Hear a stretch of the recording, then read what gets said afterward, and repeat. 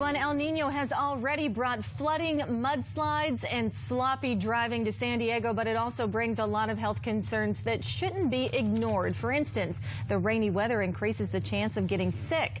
Being inside all day, avoiding the rain, and closer to those around you allows for illnesses to circulate more easily.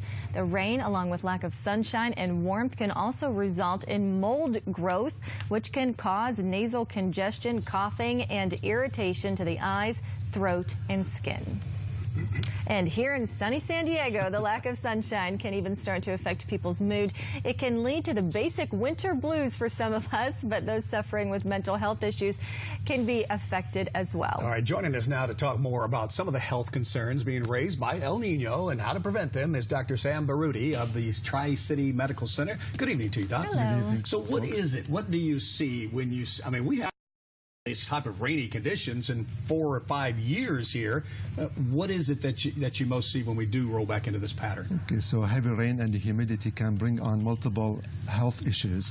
Mainly in terms of respiratory system, we noticed that there is an increase in respiratory infections related to being in enclosed environment, crowded environment. In addition, people with underlying pulmonary conditions such as asthma and emphysema can experience exacerbation of their symptoms, which include coughing, wheezing, and shortness of breath. Even asthma, because you don't think of that in a rainstorm when it's these type of conditions so much. Actually, it does. Humidity and change in barometric pressure can bring on asthma symptoms and exacerbate those symptoms as well. What's the best way to prevent the flu or prevent a cold from coming on? Is it as easy as just taking vitamin C every day? Vitamin C can help, but also avoiding sick individuals, regular hand wash, and we emphasize on the need for the influenza vaccination yearly and the pneumonia vaccine for the appropriate age group. This is in particularly important for frail patients, extreme age, and people with underlying medical conditions such as diabetes and cardiovascular disease. I don't know if this is your expertise, but in many communities, colder communities like Wisconsin and Minnesota and Illinois, when it's cloudy for a long period of time, people's moods change, and it actually affects them that way.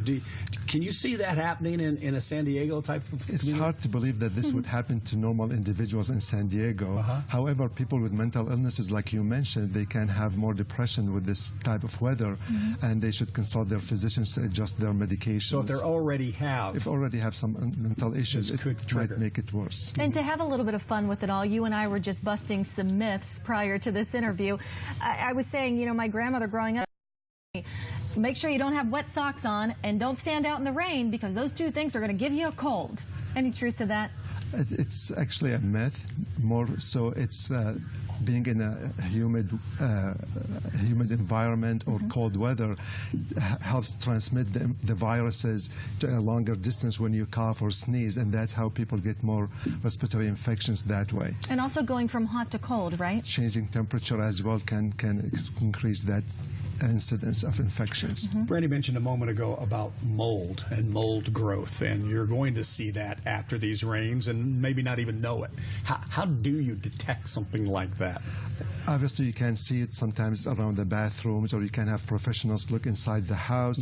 People should look out for leaks inside the house from windows, doors during the heavy rain periods, or even such having humidity by itself can create molds.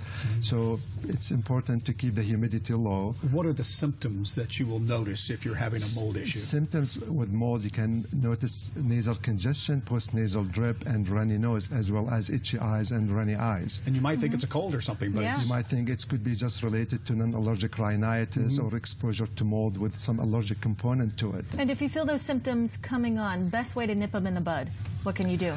Basically, home remedies include nasal saline and nasal steroids over the counter, but in more severe cases, you might need to consult with your physician for other treatment. All right, doctor, thank you so much. You're welcome. Appreciate you being on. Great, thank you very much. Thank you.